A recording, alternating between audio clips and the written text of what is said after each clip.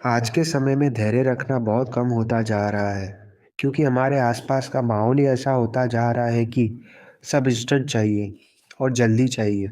कोई वेबसाइट खुलने में देर लगे, लिफ्ट ऊपर आने में देर लगे, लोग इससे चिढ़ जाते हैं क्योंकि उन्हें सब इंस्टेंट मिल जाएगा, उसकी आदत हो गई है। कोई भी व्यक्ति जब किसी लक्ष्य पे काम करना शुरू करता है, अगर उसका माइंडसेट इंस्टेंट रिजल्ट चाहिए वो वाला है, तो वह बहुत जल्दी उस लक्ष्य पे काम करना छोड़ देगा। दुनिया के ज़्यादातर लोग आज के समय में कोई लक्ष्य पे काम करना शुरू तो करते हैं, लेकिन जल्दी परिणाम ना मिलने की वजह से वे लक्ष्य को छोड़ देते हैं। ये मेरा अपना खुद का अनुभव है कि किसी भी लक्ष्य पे या किसी चीज़ पे काम करना शुरू करते हो तो आपको परिणाम मिलने में देर लगती है, लेकिन परिणाम मिलता ज़रूर है। यहीं पर धैर्य की बहुत ज़रूरत होती है। जब सामने परिणाम मिलता है तो हर कोई अपने लक्ष्य पे काम करता है, लेकिन असली खेल तब शुरू होता है जब आपको परिणाम ना दिखाई दे, पर फिर भी आप काम करते रहो। यहाँ पर जो आपको चीज़ काम आएगी वो है धीरज रखते हुए अपने लक्ष्य पे काम करते रहना। आपको अपनी मेहनत का परिणाम ज़रूर मिलेगा।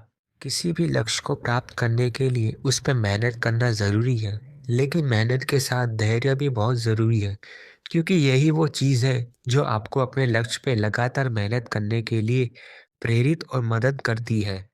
आपको अगर अपना लक्ष्य हासिल करना है, तो आपको उसके ऊपर धैर्य रख के काम करना होगा, क्योंकि अगर आप में धैर्य की कमी है, तो आप शायद बहुत जल्दी अपने लक्ष्य को छोड़ दोगे और ज़्यादातर लोग ऐसा करते भी हैं। यहाँ पर मैं आपको धैर्य के कुछ उदाहरण देता हूँ। हैरी पॉटर की लेखिका बनने से पहले जेके रॉलिंग एक कठिन दौर से गुजर रही थी। वे एक सिंगल मदर थी और उनके पास बहुत कम संसाधन थे। उनकी किताब हैरी पॉटर को 12 पब्लिशिंग हाउस ने रिजेक्ट कर दिया था, लेकिन उन्होंने हार नहीं मानी।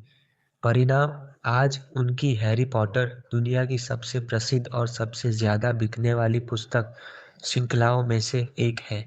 नवाजुद्दीन सिद्दीकी को सफलता रातों रात नहीं मिली। उन्होंने बॉलीवुड में अपनी पहचान बनाने के लिए लगभग 12 से 15 साल तक छोटे-मोटे रोल किए और संघर्ष किया। वो कई फिल्मों में केवल भीड़ का हिस्सा थे, लेकिन उन्होंने कभी हार नहीं मानी।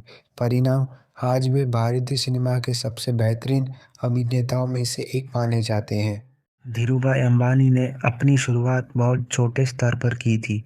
उन्होंने यमन में एक पेट्रोल पंप पर काम किया और फिर भारत आकर धागे का व्यापार शुरू किया।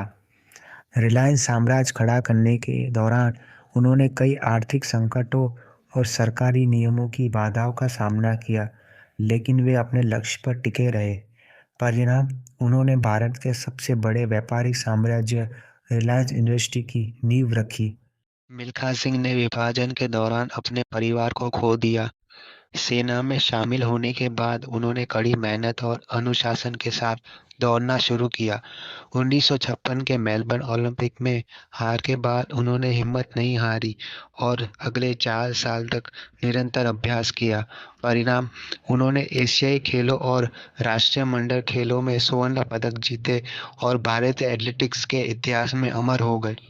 यहाँ पर चारों उदाहरणों में एक चीज़ बहुत कॉमन है, वो है सभी ने अपने लक्ष्य पे काम करना जारी रखा जब उन्हें मनचाहा परिणाम नहीं मिल रहा था।